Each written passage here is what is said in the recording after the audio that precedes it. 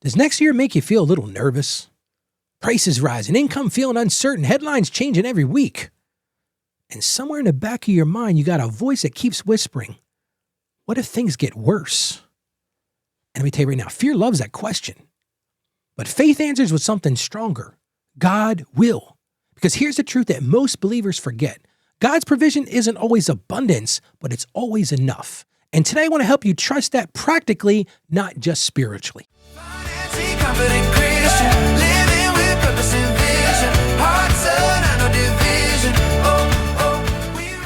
Hello and welcome to the show. I'm Ralph. Thank you so much for joining me as we wrap up another great week of helping you break that cycle of financial shame and do it with confidence.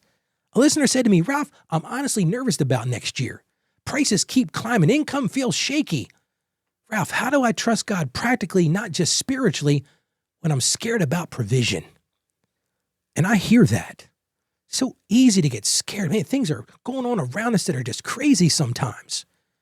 And friend, if you felt that same knot in your stomach, you're not alone in feeling like that. I feel that sometimes too. Headlines are changing by the week. Fear changes by the hour, but worry, let me tell you right now, worry is as old as humanity. People have been worrying since the beginning. But here's some reassurance. Through all those generations, through all those years of humanity, God's faithfulness has never wavered one time. This is a bedrock verse, Psalm 23:1.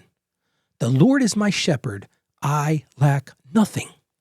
Think about what a shepherd does. A shepherd's job is provision, providing. And if the Lord is my shepherd, that burden of provision is his, not yours. And I've watched God meet needs in lean seasons of my life. I'm talking about times when I was like, Lord, I'm leaning on you today, dude, because I don't know. I can't do this on my own. I've seen him lead it in chaotic seasons, unexpected seasons, and so many times in seasons that made no sense at all. It's like, God, I don't know what you're doing, dude, but amen and praised God for those things. And I've worked with families who found peace when they planned wisely, when they trusted deeply, and they watched God provide one day at a time. See, that is so much the secret sauce of it. Just one day at a time. But that practical planning doesn't replace faith, it strengthens it. A friend of mine was terrified of a slow quarter coming up in their business. They were so worried about, Ralph, this next year, I don't know what's going to happen. What did they do? They built a lean plan. They looked at their needs versus wants. Here's the things I've got to do. These are the things that I must do. They did that. They built a plan, but you know what they did that was even bigger than that? They prayed daily. I mean, they prayed incessantly. And they just sat there and watched God's provision. They tracked it. Did the income come in perfectly? Not at all. But every need was met exactly when they needed it. Not early, not excessive, just faithful. See, that's what provision really looks like. So here's the heart of today's message. How do you quiet the fear? How do you strengthen your faith? And how do you walk into next year with confidence instead of anxiety? Trust me, this is for me today too. Let's walk through it. I want to give you ways to build faith-filled confidence. First thing, name the fear and answer it with scripture. If you've listened to my show for a while, you know I've said this before. Fear grows in the dark. Those shadows, things you're not be able to see. So bring it into the light.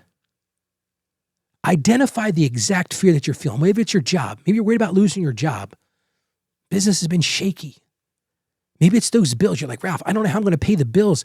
The heating season in the East Coast is coming. People are worried about warm in their home. Maybe for you, like my wife, it's the grocery bill. It just keeps on climbing and climbing and climbing. Maybe for you, it's medical costs. You know you're going through a season, and I'm praying for you right now. Reach out to me and share what you're going through. No matter what those things are, identify those fears, but write it down. Replace that fear loop with a truth loop. One of the things that I encourage people to do is speak scripture out loud. Speak it into that fear because truth is loud when it gives it breath. When fear speaks, let scripture answer. Another thing you can do, build a needs-first spending plan. You notice what I said there, needs first. Yeah, we may go through seasons where we need to be lean, where we need to understand our needs versus the wants, because that clarity will shrink anxiety. But you got to have a plan for that. Start with the essentials. Here's the things I have to do. I have to have food.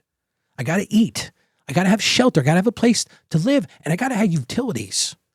You got to trim those once for a season sometimes. It's not punishment. It's protection. And when you plan like that, when you plan at need-based first, it honors stewardship and it multiplies peace, because guess what happens? I've seen this in my own life.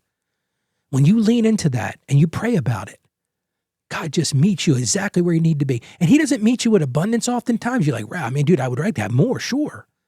But he meets you with what you need for today, which leads me to this. Practice daily gratitude. The fastest fear killer is gratitude, because gratitude reframes what you see. Suddenly, not enough becomes, look what God carried me today. Look how he carried me today. Look at what he gave me. Gratitude shifts your attention from the uncertain future to a God's proven track record. You might study the market. The market has ups and downs, but God doesn't have those. He always provides for us. And that thankful heart, that grateful heart will suffocate that anxiety. One of the most concrete ways you can do that is to keep a provision journal. You might say, Ralph, here you go talking about journals again. But write down every moment of God's faithfulness, whether it be big or small. You're going to be amazed when you look at the bills he paid, the help you received, that unexpected discount you weren't expecting, that financial breakthrough, and a need met right on time. And over time, let me tell you right now, friend, you're going to see a pattern. God didn't fail you then, and he won't start failing you now. And that past becomes proof for your future, but you got to write it down. I love what Philippians chapter 4:19 says, and my God will meet all of your needs. But how about 1 Peter 5:7? Cast all your anxiety on him because he cares for you. Your needs matter to God, not your numbers. Your needs matter to him. How about we pray together? Lord, we'd ask you right now in this season to replace my fear with trust in you, Lord. You've promised me provision. You're never going to leave me. You're never going to forsake me, Lord. And right now, at this moment, teach me to recognize your enough, not my enough. And open my eyes to see that daily provision. Lord, help me to live in gratitude. Help me to live in appreciation for all the things you've given me. And I just ask this in the name of Jesus. Amen. Okay, here's your one action item for today. I want you to just write down one fear you have about 2026. Just write it down on paper. Then right next to it, I want you to write Philippians 4:19 right next to it. Right next to it. And start a simple 3-line provision journal today. Here's what I want you to write down every day. Today's need, today's fear, and today's provision. That's simple. Today's need is what I need for today. Today's fear, here's what I'm fearing today, and God's provision. And just watch how God writes the story for you. He's got a beautiful novel ready for your life. And right now, I want to invite you to join our financially confident Christian community. Let's walk into the new year together. This is a place where we can pray and we can plan and we can trust together. We're going to have practical tools there, daily encouragement, and it's going to be a safe, faith-filled community for weary hearts. We're already posting stuff out there. If you join this, you can get our show every day. You get our blog post every day. We're going to be posting some daily prayers coming up with the new year. I want to encourage you to join. You can be one of our foundational members. It's absolutely free. financiallyconfidentchristian.com/join. Why don't you join today?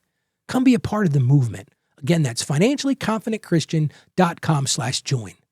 You don't have to face the next year alone. Do it with our community. Friend, God has carried you this far. He's not going to stop.